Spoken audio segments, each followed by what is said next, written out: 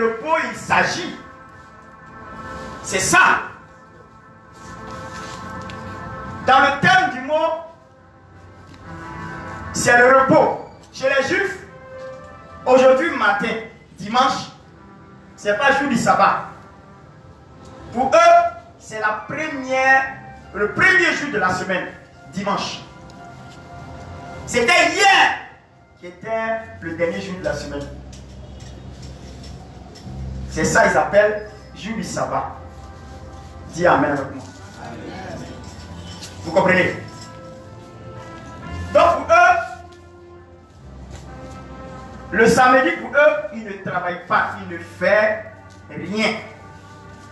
Et le jour du sabbat est consacré à remercier le Seigneur pour les 6 autres jours.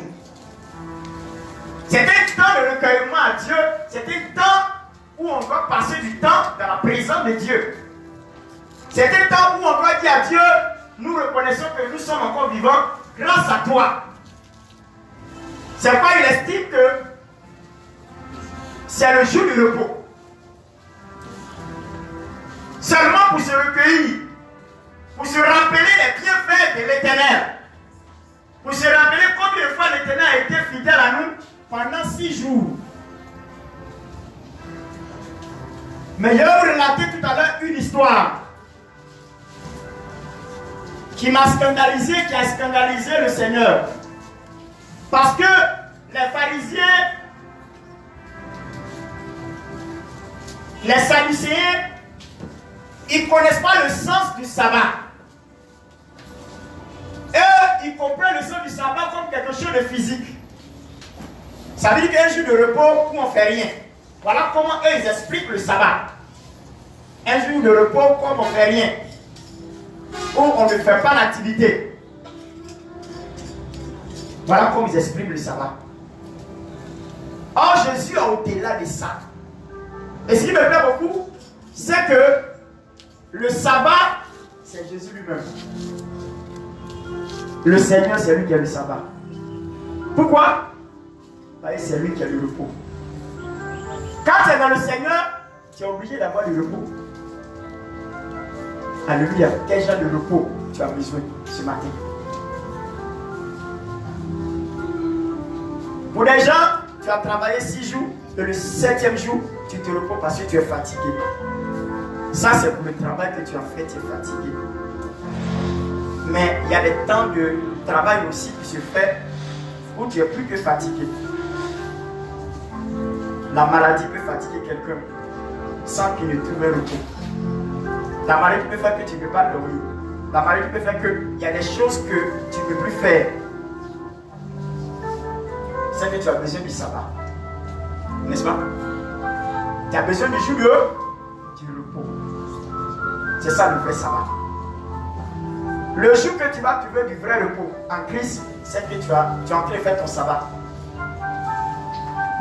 Mais le jour que tu n'as pas trouvé le repos, c'est que tu n'as pas encore fait le sabbat. Ce n'est pas le fait de s'asseoir et puis se reposer. Mais en te reposant, tu es en train de réfléchir. Comment faire pour payer ma facture? Tu n'es pas dans le sabbat. Tu es en train de te poser comment il y a faire pour que mes affaires avancent. Tu n'es pas dans le sabbat. Quand bien même que le jour là, tu as pu te reposer. Le vrai sabbat, c'est lorsque tu trouves le repos en Jésus. Chacun de nous a des difficultés. C'est pour les questions. Je vais poser la question, qui est dans le sabbat ce matin? Qui sait qu'il est dans le sabbat? Il est difficile de lever le doigt. Chacun sait qu'ils n'ont pas encore trouvé le repos. Il y a d'autres qui disent qu'ils préfèrent me susciter pour trouver le repos. Pour lui, le repos, c'est de mourir. Mourir n'est pas de repos. Parce que ton âme sera confrontée au dernier jugement. Donc il n'y a pas de repos. Dis à ton péché, le repos c'est en Jésus. Dis-lui, le repos c'est Jésus lui-même. Alléluia. Allons-y dans Luc chapitre 13, à partir du verset 10 jusqu'au verset 14. Jusqu'au verset 14.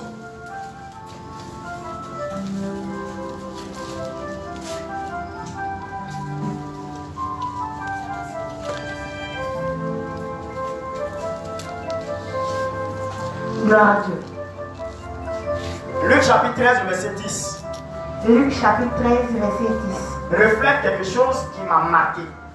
Ça a touché mon cœur. Ça m'a impressionné. Allons-y. Jésus enseignait dans une des synagogues le jour du sabbat. Un jour, je suis allé dans une synagogue. C'est-à-dire, c'est un temple. Ils appellent la synagogue. C'est un temple comme on a ici. Amen. Un endroit où ils se recueillent pour apporter l'enseignement. Amen. Et Jésus, un jour, s'est trouvé dans un tel endroit. Pendant qu'il était en train d'enseigner la parole de Dieu, il va constater un fait. Allons-y. Et voici, il y avait là une femme possédée d'un esprit qui la rendait infime depuis 18 ans. Pendant qu'il est en train de prêcher, enseigner, il fait un constat. Et le constat qu'il fait, il voit que le message qu'il est en train de prêcher n'aura pas de sens par rapport à ce qu'il voit. Pourquoi? Parce que la situation qu'il est en train de voir est en contradiction avec son message. Donc qu'est-ce qu'il fait? Il arrête d'enseigner. Il dit mon enseignement n'a plus de sens. Pourquoi? Parce qu'il voit quelqu'un qui souffre, quelqu'un qui est en douleur, quelqu'un qui a des problèmes. Donc il arrête sa prédication, il arrête son enseignement. Il dit il ne peut plus enseigner. Et il voit, la Bible dit quoi? Une femme. Il y avait là une femme possédée d'un esprit. D'un esprit. Voilà une femme qui est possédée d'un esprit. Qui la rendait infime depuis 18 ans. Qui la rendait infime depuis 18 ans. Frères et sœurs, ce n'est pas 18 jours. Ce n'est pas 18 mois. C'est 18 bonnes années d'infimité. Et la Bible déclare que ce mal, cet esprit la rendait courbée. Dis courbée. Dis courbée. Une obligation pour elle de ne pas se redresser. Parce que c'était une humiliation que Satan infligeait à cette femme. Frère, si pendant toute ta vie tu dois marcher courbé, c'est une humiliation. La tête baissée pendant tout le temps de ta vie. Jésus dit que non, ça ne me plaît pas. Pendant qu'il enseigne, il dit ça ne me plaît pas. La femme est courbée pendant 18 ans. C'est grave. Dis à ton prochain, c'est grave. La question me pose, qu'est-ce qui t'a courbé pendant combien d'années? Elle est comme ça. Imaginez-vous. Quelqu'un qui est comme ça pendant toute sa vie, 18 ans. Regardez bien, vous allez voir.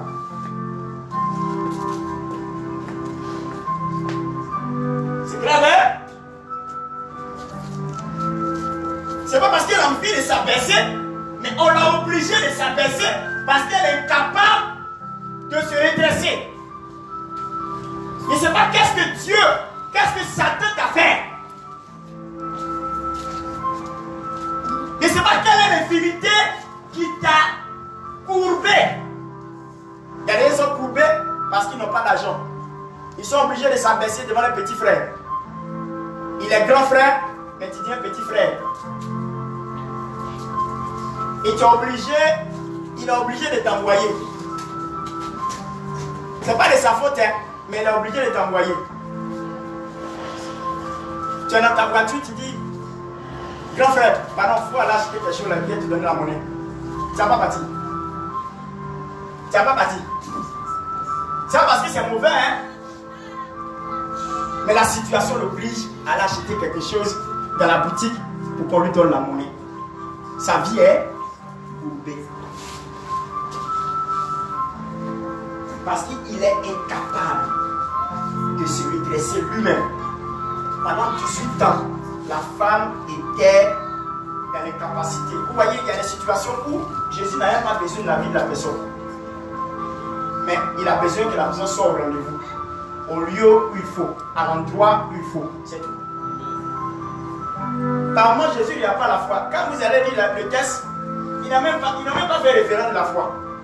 Il dit l'enseignant, il a vu que la femme est courbée. Elle subit l'esprit. Donc, il dit non, je ne peux pas avoir du sens. Parce que moi je prêche, Je prêche ce qu'on appelle l'espoir. Je prêche la foi. Je prêche que sur le chemin, la vérité, la vie.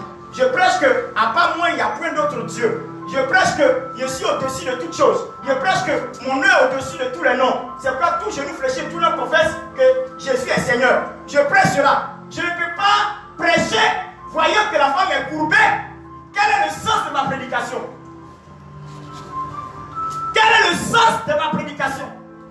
C'est pourquoi Paul dit dans 1 Corinthiens chapitre 2, il dit ma parole, à partir de verset 4, ma parole et ma prédication ne se reposent pas sur des discours persuasifs de la sagesse, mais une démonstration d'esprit et de puissance, pour ne pas que la foi de l'homme soit posée sur la sagesse humaine, mais sur la puissance de Dieu. Ce qui marque la différence entre nous et puis les autres religions, c'est que la parole qui est donnée ne fait pas autorité. Mais nous, la parole que nous donnons fait autorité parce qu'elle se démontre. Elle a un pouvoir, elle a une domination, elle a un règne, elle a une suprématie, elle a une puissance. C'est ça qui marque la différence. Notre Dieu n'a pas besoin qu'on le défende. Notre Dieu n'a pas besoin qu'on amène notre habit pour se battre à sa place. Notre Dieu a les moyens de sa politique. Il a les moyens de se démontrer. Il a les moyens de montrer qu'il est Seigneur. Il a les moyens de montrer qu'il n'a pas changé. Il a les moyens de montrer qu'il est au-dessus de tous les dieux. Il a les moyens. Il a les moyens. On n'a pas besoin d'aller prendre sa place. Non. Il y a des gens qui ont contesté contre lui. Ils sont retrouvés comme des serviteurs. Paul l'a confronté sur la rue de Damas. Il s'est trouvé que Paul est devenu son serviteur. C'est lui qui a servi toute l'Asie. Vous voyez? Ça veut dire que notre Dieu n'est pas un Dieu faiblard. C'est pas Dieu on parle et puis ça fait rien. Non. Notre Dieu a une puissance. Notre Dieu est capable de guérir. Notre Dieu est capable de ressusciter les morts. Notre Dieu est capable de lever les paralytiques. Notre Dieu est capable de guérir toutes sortes de maladies. Parce qu'il est le même. Il n'a pas changé. Vous comprenez?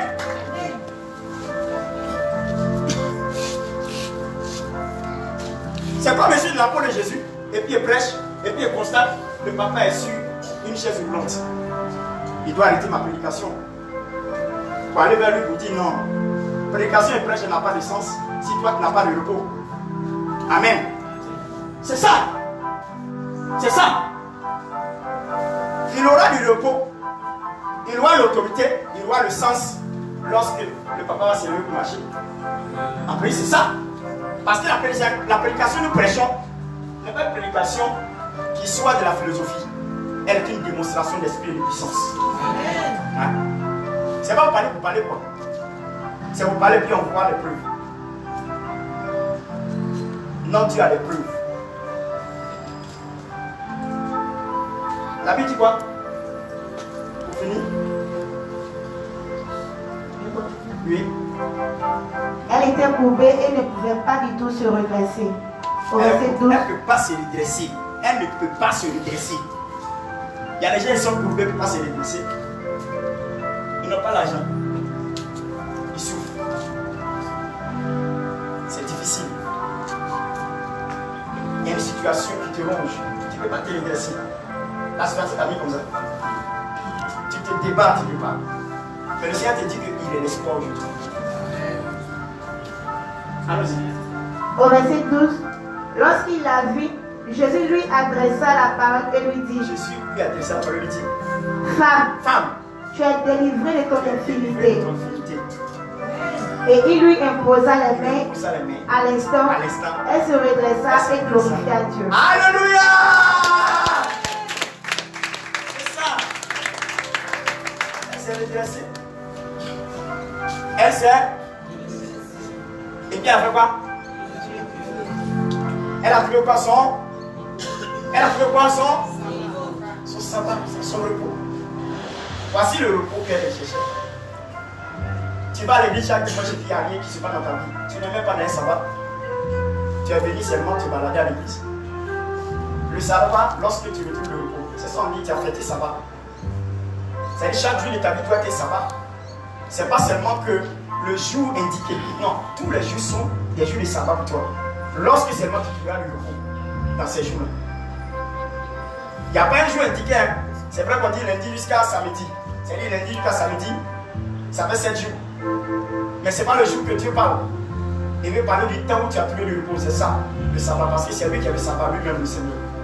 Et regardez bien ce qui va se passer après la guérison de cette femme. Vous allez voir les pharisiens, les hypocrites, comment ils vont se manifester. Allons-y. Au verset 14. Mais le chef de la synagogue indigné. Le chef, un chef de la synagogue du temple. Parce que là-bas, il y a des chefs. Les chefs, ceux qui sont à la tête. Les doyens du temple. Il va parler. Il dit quoi? Indigné de ce que Jésus avait opéré. Indigné parce que Jésus avait opéré une guérison. Allons-y. Avait opéré cette guérison un jour de sabbat. Un jour de sabbat. Dit à la foule, il y a 6 jours pour travailler. 6 jours pour travailler. Venez donc vous faire guérir ces jours-là. Et non le jour du sabbat. Voilà, il est en train de s'interroger à dire, il y a 6 jours pour se travailler. Ce n'est pas ce jour du sabbat où on fête, où on doit glorifier le Seigneur, et puis toi tu as venu travailler pour guérir quelqu'un. Il y a 6 jours. Pourquoi c'est ce jour-là que tu dois guérir quelqu'un? Et les 6 autres jours. Amen. Ils ne comprennent pas le sens du sabbat. Ce n'est pas que le maître même, c'est lui-même qui est le sabbat. C'est lui qui est le repos. Jésus est le repos de la vie de l'homme. Allons-y, continue. Hypocrite, lui répondit le Seigneur. Hypocrite. Toi, tu es hypocrite. Toi, chef de synagogue, tu es hypocrite. Tu es un hypocrite. Jésus m'a pas, il dit, il est direct. Il dit, tu es hypocrite. C'est un chef, hein? Jésus a 30 ans. Jésus a 30 ans. Hein? Et puis il parle. C'est son doyen. Mais il ne parle pas en fonction de son âge, il parle en fonction de son ministère. Ça veut dire qu'il est au-dessus du chef. Il est une autorité suprême. Et puis il parle, il dit hypocrite. Est-ce que chacun de vous, le jour du sabbat, ne détache pas de la crête son bœuf ou son âne pour le mener boire? Voilà. C'est le jour du sabbat aussi là. Quand tu as fait les troupeaux là, est-ce que tu n'as pas les détacher pour aller boire? Il ne faut pas les faire boire, il faut laisser. Comme c'est sabbat là, tu ne travailles pas aussi. Vous voyez? Oh, ils ne savent pas que c'est le jour du sabbat même qu'on doit faire des guérisons. Pourquoi? Parce que le sabbat aura son sens lorsque toi tu es malade et tu es guéri. Lorsque toi tu es aveugle et tu vois. Lorsque toi tu es paralytique et tu marches.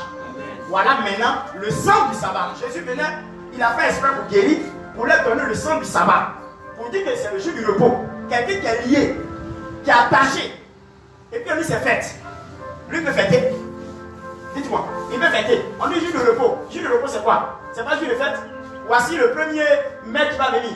On dit quoi? Fête du travail. Mais quelqu'un qui est AVC, qui est couché sur le lit, 1er mai là, ça lui fait quoi? Dis-moi, ça lui fait quoi? C'est fait pour lui. C'est fait. Est-ce qu'il voit dedans même? C'est lorsque il va sortir de l'AVC et puis il est guéri là. C'est là qu'il va dire, ah, j'ai fêté. Le 1er mai là, vraiment, j'ai bien fêté parce que je ne suis plus lié, le Seigneur m'a guéri. Tu amènes avec moi. Amen. Tu amènes avec moi. Amen. Est-ce que quelqu'un a de la foi ce matin? L'église va venir parler de toi. Est-ce que quelqu'un a de la foi ce matin? Amen. Je suis en petit. Est-ce que quelqu'un a de la foi ce matin? Amen.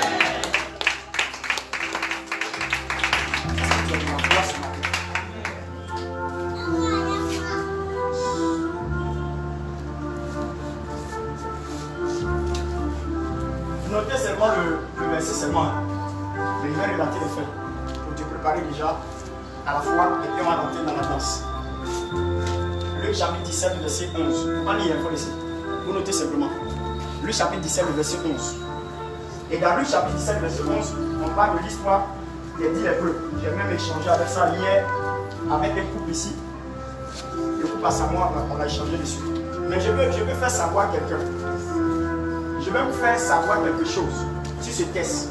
Vous pouvez regarder hein, dans votre Bible. Elle ne va pas lire parce que je vais aller vite à propos de ça. Amen. Vous savez, le facteur pour le miracle, le facteur du miracle, c'est la foi. Le facteur du miracle, c'est la foi. Je vais poser la question, qu'est-ce que c'est que la foi? La foi pour vous c'est quoi? Oui, allons, c'est la foi. Je pense que la foi c'est une ferme des choses. Il fait des choses. On s'assure qu'on ne voit pas. Tu es sûr de quelque chose que tu ne vois pas. Amen. C'est à moitié. Si tu dis ça à quelqu'un qui ne comprendra pas le sens de la foi. Qui d'autre? La foi?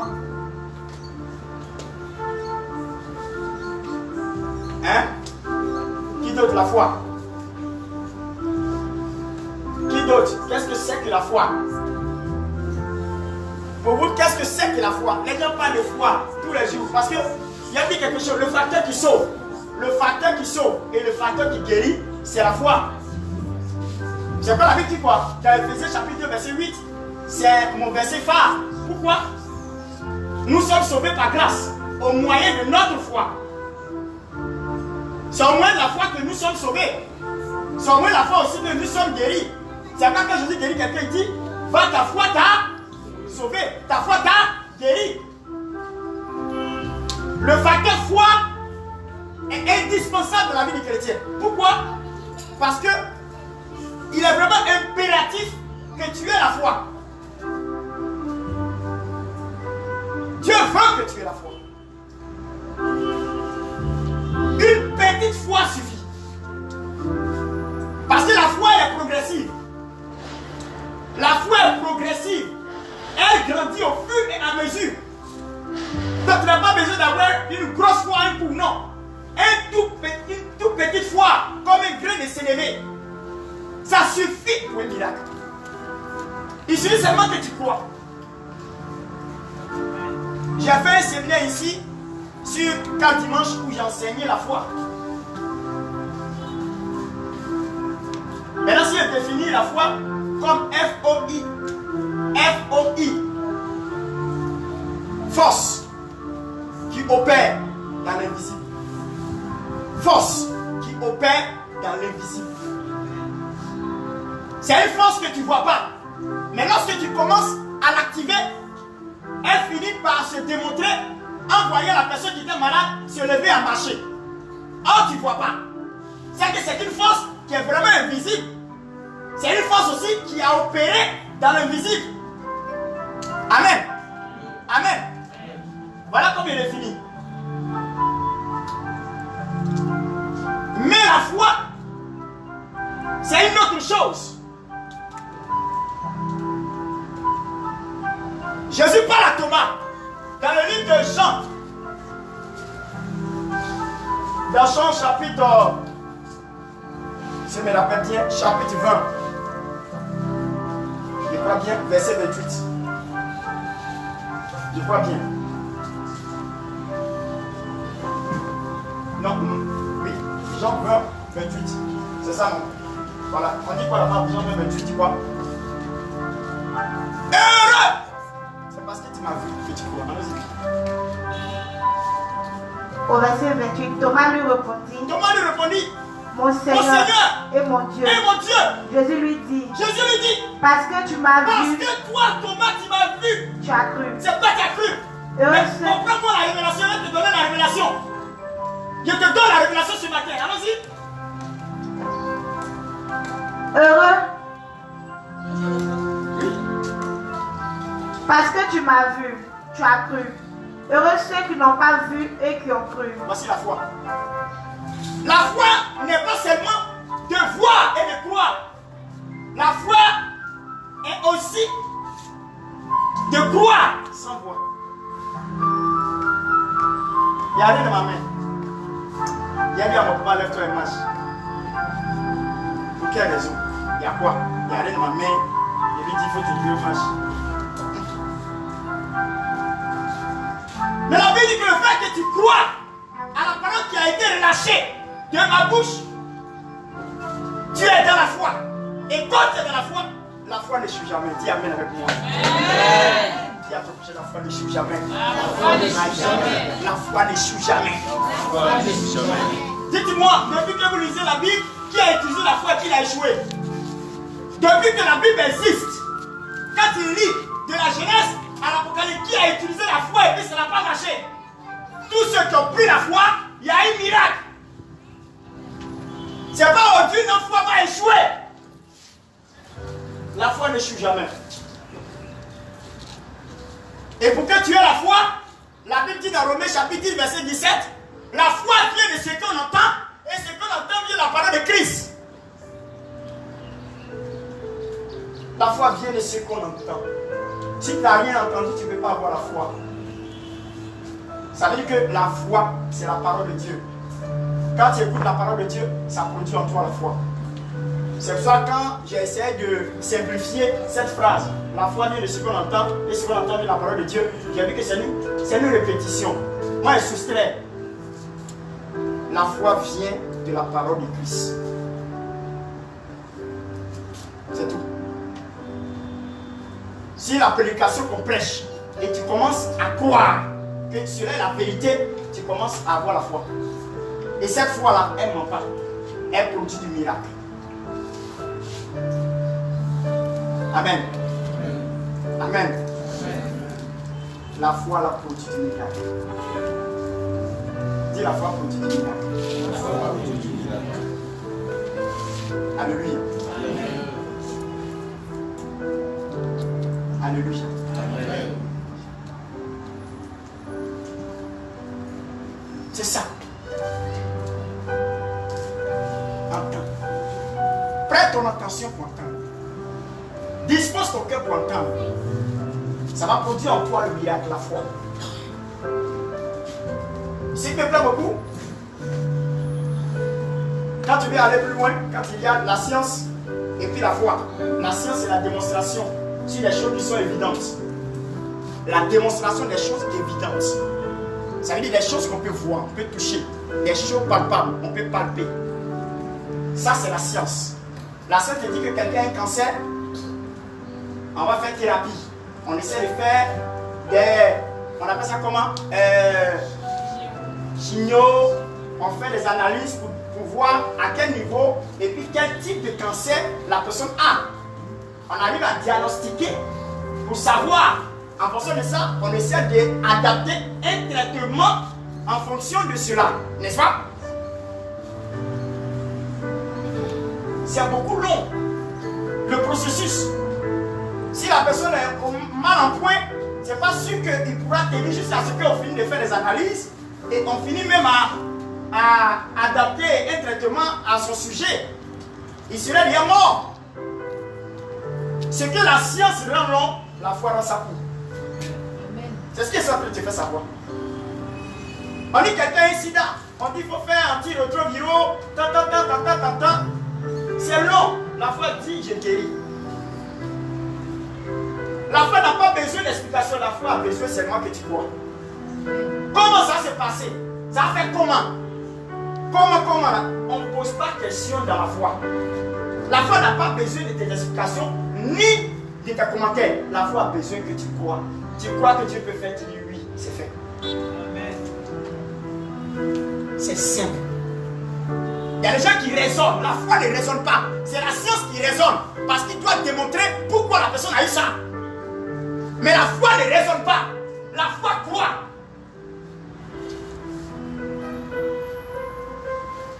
La foi croit.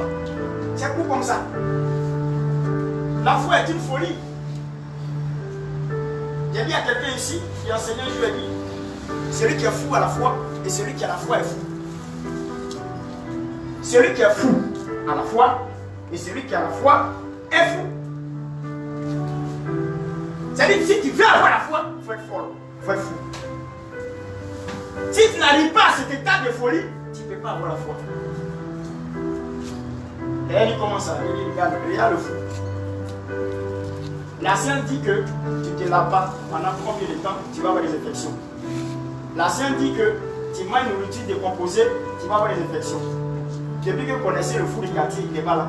Il est mort. Il mange la poubelle. Est-ce qu'il ne mange pas dans la poubelle? Tu n'as pas vu se laver? Il ne vit pas? Il est en train de vivre la foi parce que dans son esprit, il n'y a pas de négativité. Quand il voit dans la poubelle la nourriture, ils voient ça comme une bonne nourriture bien préparée qu'ils ont trouvée sur la table.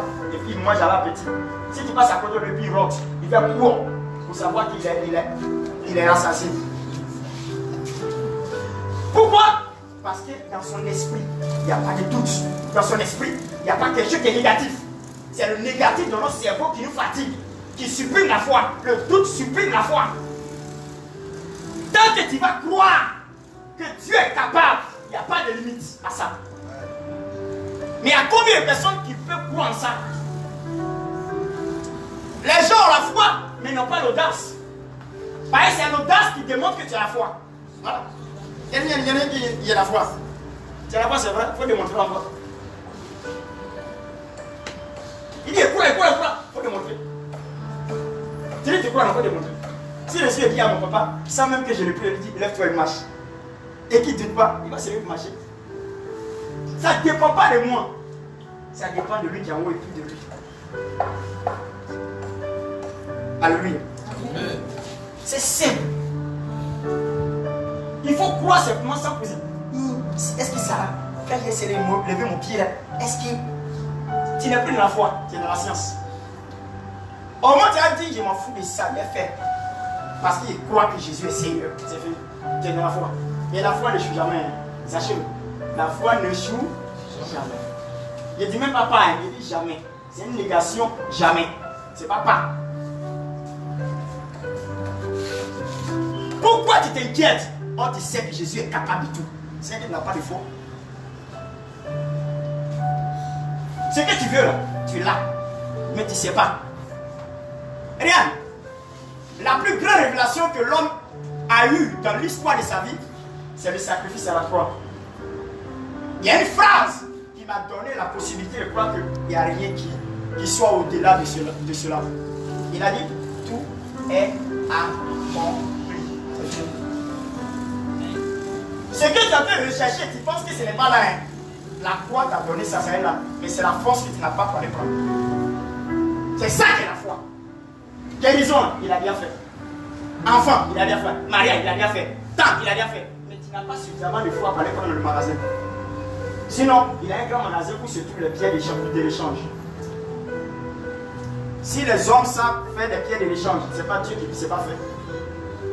Il y a des magasins de bébés, c'est là-bas. Il y a des magasins de tout ce que tu as besoin. De pieds redressés, tout ça c'est là-bas.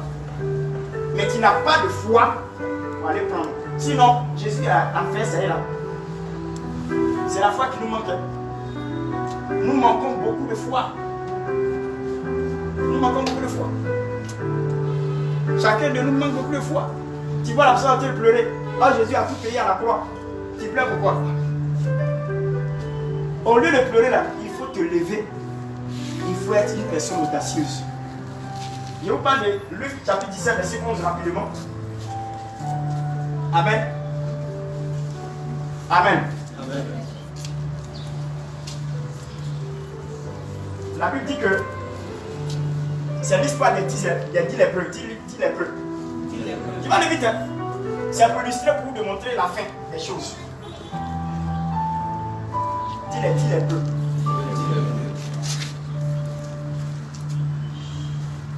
Jésus passait vers un village. Et lorsqu'il passait dans un village, dans ce village se trouvait qu'il y a un camp de lépreux. Vous savez, quand Jésus passe, il y a l'attroupement et puis il y a beaucoup de vacarme. Amen. Beaucoup de bruit, quoi. Donc, sûrement, vous savez que quand quelqu'un est malade et qu'il a un handicap, le 6e sens s'est développé. Un aveugle, son oreille est tranchante. Un aveugle, son oreille est tranchante. Il ne faut pas t'amuser. Pourquoi? Parce que c'est ce qui lui permet de s'orienter. Dieu compense. Là où il y a un handicap, il compense l'autre, il rend ça plus fort. Quand l'aveugle passe, il met son oreille sur la bicycle de voiture après la nuit, il a arrêté. Les gens qui sont là sont étonnés. Son oreille là, c'est attentif. Quand il tape comme ça, il sait. Le 6e sens est développé. Les lépreux ont entendu le bruit. Et ce qui est intéressant, quand les gens crient, ils disent Jésus, oh Jésus, Jésus, Jésus, on dit son nom. Il dit on est sur le type là. On dit c'est le type là qui est en train de passer. Qu'est-ce qui s'est passé? Puis il est passé dans mon secteur. Les lépreux sont nombreux parce que c'est dans un camp. Ils peuvent peut-être 3 000, 4 000. Ils sont dans le camp. Vous savez, dans la vérité, pour vous parler clairement, pour que vous ayez une illustration des choses, c'est que les lépreux, quand tu es lépreux en Israël, tu es maudit. C'est une malédiction que Dieu afflige à des personnes qui maudissent.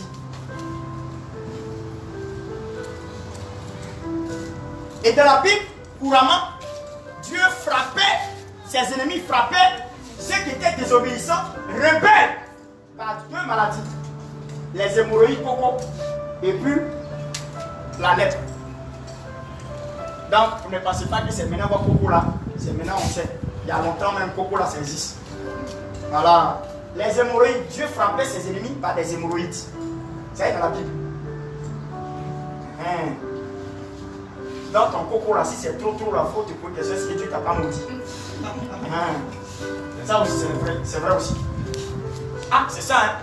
Toi, pour toi, ton coco finit pas. Hein? C'est un coco ça. Il faut poser des questions à Dieu. Amen. Il y a d'autres aussi qui étaient lépreux. Donc dans ce cas, les lépreux sont attroupés. Ils entendent un bruit. Ils sont entre eux en fraternité. Tu sais que quand on est dans un camp, on se soutient. Parce qu'on ne sait pas où on partit, on est la même chose. Donc on se soutient, on s'entraide. Donc imagine-toi, 10 gars, 10 lépreux. Ils ont commencé à causer entre eux, 10. Et ils sont entendus en ayant les mêmes idées. Je suis sûr que les autres voisins ont aperçu le mouvement des 10. Ils sont beaucoup, 10 c'est beaucoup. Je suis sûr que il y a d'autres qui ont écouté les conversations. Ils ont vu leur intention. Leur bonne intention. Tu sais, tant que tu ne vas jamais chercher à changer ta position et ta vie, tu n'auras jamais de repos. Il y a des gens qui se contentent de ce qu'ils sont. Oh, ce n'est pas leur vraie nature. Non. Ce que tu vis aujourd'hui n'est pas ce que Dieu veut. Mais il y a des gens qui se contentent, c'est la volonté de Dieu. Frère, Jésus a dit tout est accompli. Il n'y a pas une maladie qui est la volonté de Dieu. Si c'est la volonté de Dieu que tu dois être guéri pour que Dieu se glorifie de ça. C'est ce qu'il avait dit. Il y a des gens comme ils sont incapables, ils ne peuvent plus avoir d'espoir. Ils disent non, c'est bon. Dieu m'a fait comme ça, rien laissé comme ça. La vie est faite ainsi. On avance dans la société. Où est la gloire de Dieu qui sort de là? Le témoignage vient lorsqu'il y a un problème. Tant qu'il n'y a pas de problème, il n'y a pas de témoignage. Il faut qu'il y ait un problème, qu'il y ait un témoignage. La Bible dit qu'ils ont commencé à parler. Ils ont commencé à parler. Et quand les 10 ont dit, on a pris notre décision, hein, on va sortir du camp. C'est un danger. Hein. Pourquoi? Parce que dans le camp, on ne doit pas sortir. Allez-y à Boaké. Il y a un point qu'on appelle Amanicro. Ceux qui connaissent Amanicro. Amanicro, c'est un camp de lépreux. Léproserie. C'est là-bas que les lépreux sont. À Boaké. Ils ne sortent pas. Dites-moi, depuis que tu es à Abidjan, tu as vu les lépreux sortir sur la route d'Abidjan. Ah, tu penses qu'ils n'existent pas? Ils existent. Ils sont quelque part. Imagine-toi toute ta vie. On ne sait pas que tu existes en société. C'est le jour où on dit journée mondiale des lépreux et puis on vous voit, on vous présente à la télévision. Une fois dans l'année. C'est pas une honte. Ça là. Ils sont courbés, non? Ils ne sont pas courbés. Même si tu es femme, tu n'as plus femme. Femme obligée de rester en ville. Quand tu es revenu, déjà, elle a fait 3 enfants avec un autre monsieur. Parce qu'elle ne va pas t'attendre. Frère, il ne faut pas se mentir, elle ne va pas t'attendre. La femme se dégrade. La femme perd sa valeur au fil des temps. Elle ne va pas t'attendre. Avec les enfants, c'est fini. Tu as perdu ton foyer. Tes enfants, ils vont même te rendre visite de temps en temps. Mais tu les as perdus. La situation d'être lépreux, regardez un peu comment ça fait. Tu es impur. En Israël, tu ne peux pas aller voir quelqu'un pour le toucher. Tu es obligé de rester là parce que un lépreux est impur. Et si tu as touché, toi aussi tu es impur. Donc on les confine. C'est là est venu le mot confinement. C'est à cause de lépreux qu'est venu le mot confinement, la quarantaine. C'est à cause de lépreux. Le mot confinement est venu dans la Bible à cause des lépreux. On les confine. Pourquoi? Parce que Dieu trouve qu'ils sont maudits, ils ne doivent pas toucher quelqu'un. Écoutez-moi bien. Et pendant qu'ils ont pris la décision de sortir, les autres frères disent nous on vous aime. Vous êtes nos frères. On est ensemble ici. Ne battez pas mon lit. La décision était de défier la loi qui est établie par les anciens d'Israël. Les anciens d'Israël disent tant qu'un sacrificateur ne va pas signifier que ces lépreux-là sont guéris, il ne doit pas sortir du camp. C'est lui qui certifie. Ils n'ont même pas donné de certificat et ils décident de sortir. Ils vont violer la loi. Dis-moi, qui est au-dessus de la loi? Dis-moi. Qui est au-dessus de la loi? On ne peut pas violer la loi. Dieu même établit des lois et il ne viole pas. On dit qu'il ne violera jamais la loi. C'est écrit dans la Bible. On dit Dieu a fait des lois, il ne le violera jamais. Ça veut dire que lui-même il est soumis à cette loi. Mais il est au-delà de cette loi. Donc imagine-toi, et il décide de sortir. En boigny, hein. Au moins si c'est un, on peut camoufler. Ils sont en boigny 10, avec des chaussettes. Par exemple, quand on était là-bas, c'est les chaussettes qu'ils portent. Ils portent des chaussettes mettent. Et puis ils portent des gants. Et puis ils sont là comme ça. 10, hein, imagine pas 10. Et puis chacun donne sa main. La main de l'autre. Ils sont unis. Donc ils ne vont pas se laisser l'espace. Ils sont ensemble. Et puis ils sortent. Amen. Et puis ils sortent. Les lépreux sortent du camp. Les autres là disent paix à leur âme. Ils savent que ceux-là on les prend, on les lapide, on les tue. Dans la vérité, on va les lapider pour les tuer. Si on les a aperçus là, qu'ils n'ont pas de certificat, ils n'ont pas signifié, le sacrificateur n'est pas venu dire ceux-là sont purs. Qu'ils ont été purifiés et puis ils vont aller faire une vérification. Malgré qu'on dit qu'ils sont purs, hein, ils vont les vérifier pour constater et puis ils vont faire des sacrifices pour la purification. Amen. C'est dans le Lévitique. Quand tu lis dans le Lévitique, là, tu vas voir tout ce que parle la purification des lépreux. Et ils sortent en moyen. Et pendant qu'ils sortent, les autres frères disent paix à votre âme. Paix à votre âme. Il y a d'autres qui sont en train de pleurer. Kasumo, Ousmano, Kwameo. Tous les frères, les amis sont en train de pleurer parce qu'ils savent que ceux-là, ils vont aller les lapider pour les tuer. Frère, il est mieux. Il est mieux. Écoutez-moi très bien. Il est mieux de risquer sa vie et de vivre toute la vie dans la honte. Le truc qu'il est mieux de risquer, s'il y a possibilité de risquer pour un changement de ta vie, il faut le faire. Au lieu de rester lâche et demeurer dans la situation de la honte. Et ils ont décidé. Parce que s'ils ne décident pas, toute leur vie, ils seront lépreux jusqu'à leur mort. Lépreux toute leur vie. Imagine-toi un lépreux toute ta vie. C'est à quelle vie? Tu ne vis que par des dons. Journée mondiale des lépreux. Ou bien des donateurs. Tenez. Tenez. Tenez. C'est ça? C'est pas ça? Tu ne vis que par des dons. Même ta famille t'a abandonné. Il y a des situations comme ça. Hein? Il y a des gens ici là. Il y a d'autres qui étaient prouvés, mais il y a d'autres qui sont lépreux ici. Quand il y a lépreux, ça veut dire quoi? Ça veut dire que tes pieds, là, tu ne peux pas avancer. Tu ne peux pas travailler. Il y a des gens qui sont des chômeurs. Quand les gars, on dit qu'ils sont chômeurs à vie. Parce qu'ils peuvent venir faire avec le toit. Ils ne sont pas dans le repos. Ils ont trouvé le type qu'on appelle le repos. Les lépreux, là, ils ont entendu que c'est lui qui donne le repos, là, qui a fait de place. Et ils vont laisser ça. Ils sont sortis, bras dans bras, 10. Est-ce que 10 personnes peuvent venir ici? 10 personnes. 10 personnes peuvent venir ici. 10. Il y a une liste. 10 personnes, 10 personnes. Il y a une onction.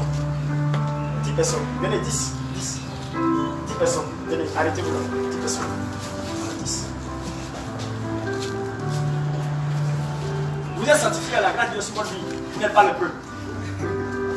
10 personnes. Venez, venez encore. Ça fait combien? Ça fait 5, 6. Il y avait 4 personnes. Voilà. Voilà. La vie est venue. Ça fait combien? Il faut bien filmer l'illustration. Ok. Ça fait combien? J'allais dire non. Dites-moi. Si la passe dans la rue, on ne peut pas la voir. Je vous demande, si la passe dans la vie, on ne peut pas la voir. Ils sont en voyant. Ils sont en voyant. Attrapez-vous les mains. Et puis, faites un pas. Voilà, voilà, les gens comme ça. Vous voyez, tout le monde là, le quartier là, tout le monde va sortir sur la route pour les regarder. Il y a quoi qui s'attrape les mains et puis marche ensemble. Or, les lépreux, l'un ne peut pas dépasser l'autre. Ils sont même pas. Pourquoi? Parce qu'ils ont eu les mêmes idées. Et lorsqu'ils sont sortis, qu'est-ce qui s'est passé? Hein? Voici moi Jésus, hein. Il passe. La Bible dit, quand il regarde le test, tous les 10 là, ils ont eu même parole à l'unisson pour dire à Jésus. Il n'y a pas eu de porte-parole, hein? Il n'y a pas eu de porte-parole pour dire qu'il y a chef. Et tous ont crié à l'unisson pour dire à Jésus. Lis le test, la partie là. C'est dit, il faut lire. Il faut laisser, il faut le donner. Vous allez comprendre, attendez. 1 minute, vous allez aller de suite. 1 minute. Luc 17, verset 11. Luc 17, verset 11. Luc 17, verset 11. Écoutez bien. Jésus se rendant à Jérusalem passait entre la Samarie et la Galilée. Comme il entrait dans un village, c'est là-bas se trouve le camp. 10 lépreux vint à leur rencontre, Voilà. à sa rencontre. Voilà. Amen. Amen. Ouais, 10 lépreux, il dit à sa rencontre. Vous savez, en Israël là-bas, là, quand il y a lépreux, et puis tu vois un pasteur, Jésus est considéré comme le pasteur, un sacrificateur, on ne peut pas venir à côté de lui, c'est à distance. C'est pas quand tu vas voir le test, on dit à distance, ils vont lui parler. Allons-y. Se tenant à distance, À distance. Il doit mettre l'écart. Parce que eux là, ils sont considérés comme maudits. Donc on ne peut pas venir à côté, c'est à distance. Écoutez bien. Et qu'est-ce qu'ils ont dit à distance? ils élevaient la voix et dirent. C'est un peu pluriel bien, c'est pas. Il faut y aller, c'est bon. C'est au pluriel. En pluriel. Donc, ils ont dit quoi? Ils élevaient la voix et dirent. Ils disent quoi? Jésus, Hein? Maître, Mais, aie pitié de nous. Amen. Ils vont dire la même chose. Vous allez dire, on dit ensemble. Alors tu vois, hein? Jésus, Vous allez voir, Maître, aie vous allez pitié voir de ce nous. que ça va donner. Je vais illustrer pour que vous compreniez le sens de ce qui est sorti d'avancer. Il va compter jusqu'à 3 et puis vous allez dire Jésus Maître. Aie pitié de nous. De nous. De nous. Jésus, Maître, aie pitié de nous. 1, 2 et 3. Jésus Maître, aie pitié de nous. Vous attendez, vous attendez. C'est-à-dire Jésus lui-même. Même s'il ne peut pas entendre, il va entendre. Pourquoi? Parce que ils se disent que l'union fait la force. C'est nous 10 là, on est prêts à mourir. Donc on va faire ensemble. Il ne faut pas que quelqu'un va se détacher de l'autre. Amen. C'est à la fin là, et c'est détaché. À la fin. Ça c'est à la fin. Ça c'est à la finition. Vous voyez, il y a des ingrats, ça existe dans la vie. Ceux qui ne reconnaissent pas ce que Dieu fait là, ça existe. Maintenant, qu'est-ce que Jésus a dit? Dès qu'il l'a vu, il leur dit. Quand ils ont entendu là, d'abord tu entends avant de voir. Amen. Quand ils ont entendu, on dit, lorsqu'il a fait quoi? Dès qu'il l'a vu, il leur dit. Lorsqu'ils ont entendu la voix d'abord, et puis il s'est tourné pour le voir, qu'est-ce qu'il a dit? Allez vous montrer au sacrificateur. Amen. Amen. Amen. Vous allez comprendre. Voici des gens qui ont décidé de braver la loi. Caïn, la loi. on va les tuer. Et ils viennent t'approcher. Moi, Jésus, ils viennent m'approcher. Et puis, au lieu de les guérir, parce que ils savent qu'une seule parole que tu vas dire, tout de suite, la lèvre va disparaître. Parce que tu es le Tout-Puissant. Tu es capable de tout. Une seule parole suffit. Dis seulement un mot. Mais lui, il ne dit pas un mot. Hein. Il va dire quelque chose simplement. Il n'a pas dit soyez guéri. D'habitude, il dit sois guéri. C'est parce qu'il dit non. Les gens qui sont venus là, il a montré que c'est ce qu'on appelle la foi. En fait, le fait qu'ils sont sortis, ils prétendent dire qu'ils ont la foi. Ils sont sortis du camp. Donc ils veulent dire que nous on a la foi parce qu'on a défié la loi des hommes. C'est pas la loi de Dieu. Amen. Amen. Tout ce qui n'est pas la loi de Dieu est la loi des hommes. Et ce qui est la loi des hommes, c'est la loi de Satan. Toute loi qui n'est pas de Dieu limite la vie de l'homme. Amen. Amen. Et regardez bien ce qui va se passer. Pendant qu'ils sont sortis, ils ont pris un risque. C'est pas un risque. Sortir du camp là, c'est pas un risque. C'est un risque, non? Ok. Ça ne suffit pas au Seigneur. La foi n'est pas seulement de croire. La foi, c'est la démonstration. Dis la foi, c'est la démonstration. La foi qui fait le miracle, elle a des preuves. Dis des preuves. Dis-moi que tu as la foi.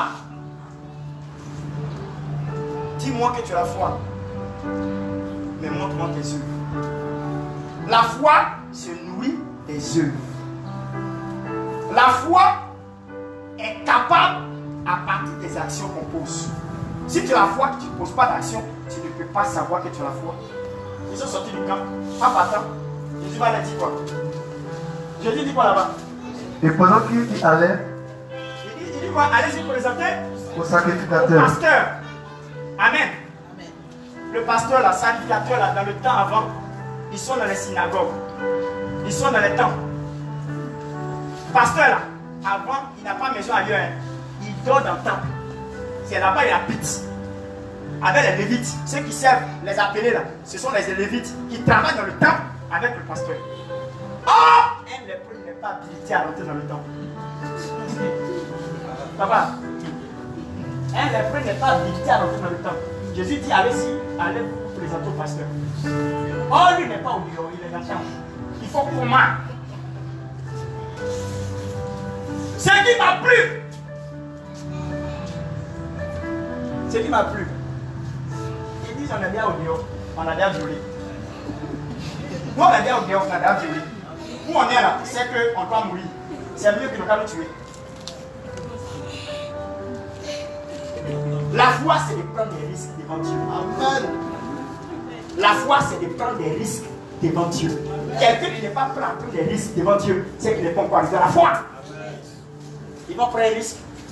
Il dit allons-y. Le moyen. Vas-y le moyen. Avancez un peu encore. Voilà. Pendant qu'il partait, avancez encore. Pendant qu'il partait, ils tous. Parce qu'ils ont pris un risque. Ils ont été guéris. Sans que Jésus les touche.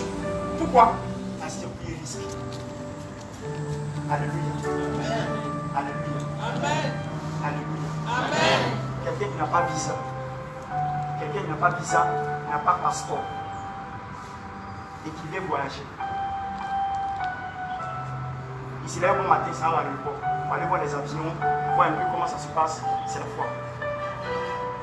C'est ça là, Dieu dit, il faut faire d'abord. Avant que les autres accessoires viennent te trouver. Il va aller inspecter les lieux pour savoir comment ça se passe. Il pose la question, comment on fait pour voyager ici, c'est comment.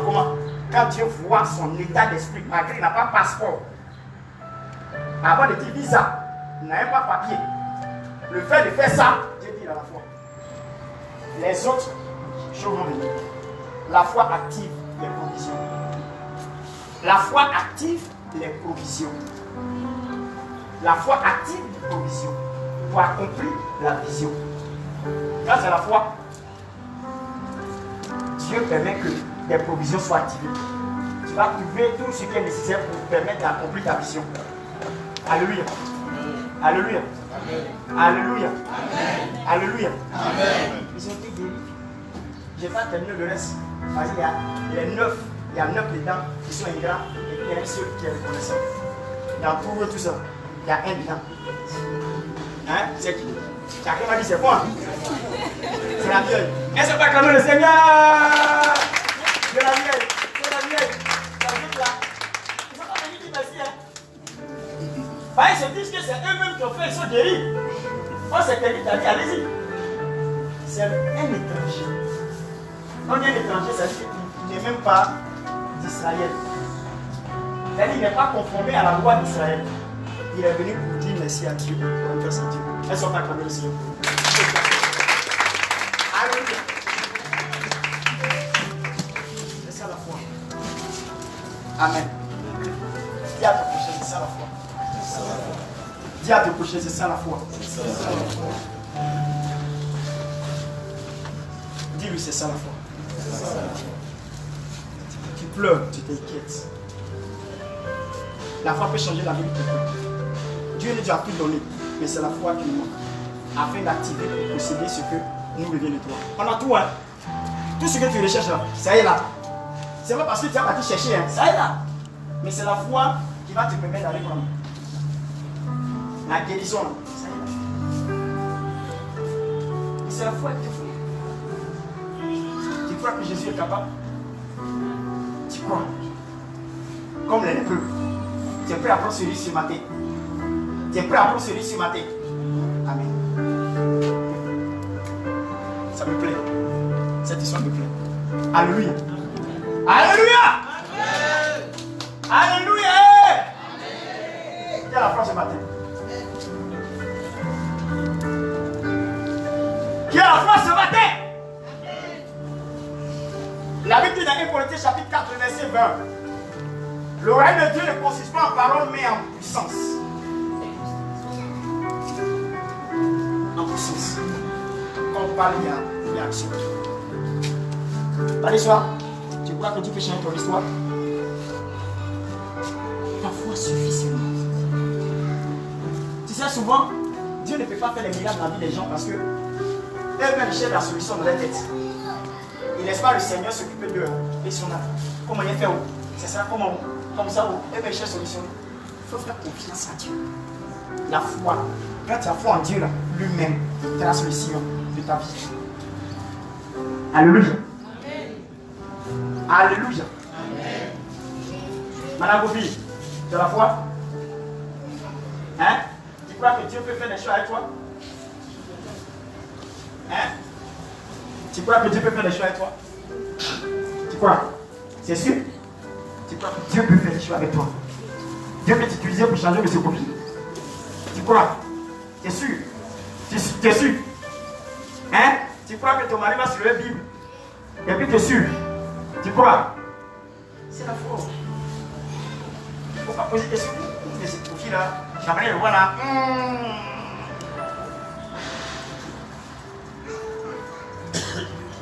Si tu crois, il n'y a pas quelque chose derrière. Amen. Amen. La foi, c'est oui ou bien amen. C'est tout. Il n'y a pas quelque chose derrière. Le papa lui a dit, oui. Tu crois?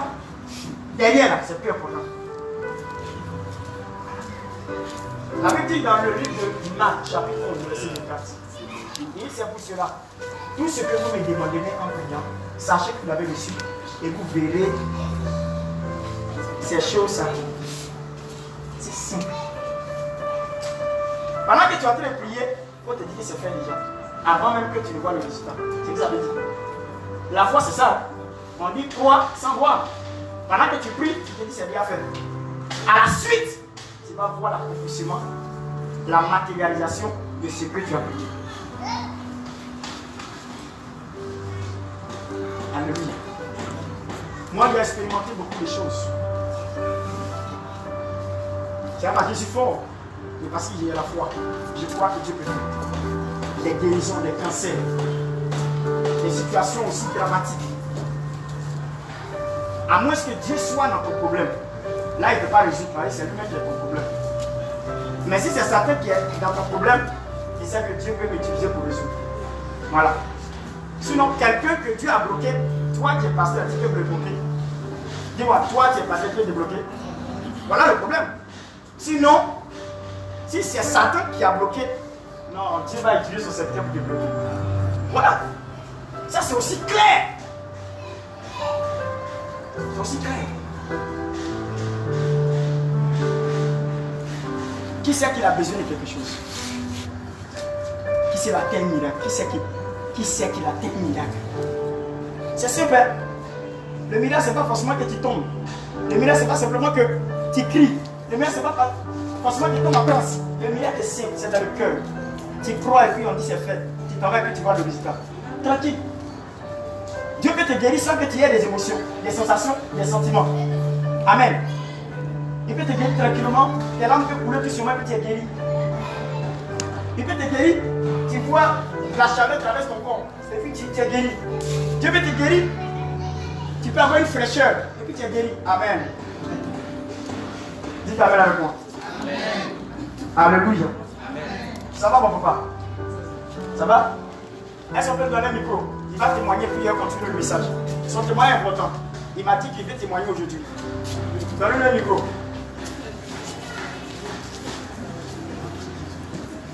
Viens, mon papa, viens. Tu as témoigné. Il m'a dit ce qui s'est passé. Le jeudi, ce qui s'est passé. Viens. Bah, c'est le monde de la foi. Hein. Il faudrait que ton témoignage édifie pour que les gens aient la foi encore. Alléluia. Quand vous regardez à haut, c'est quel âge? Qui peut donner mon âge? Qui peut donner un âge approximatif? Oui.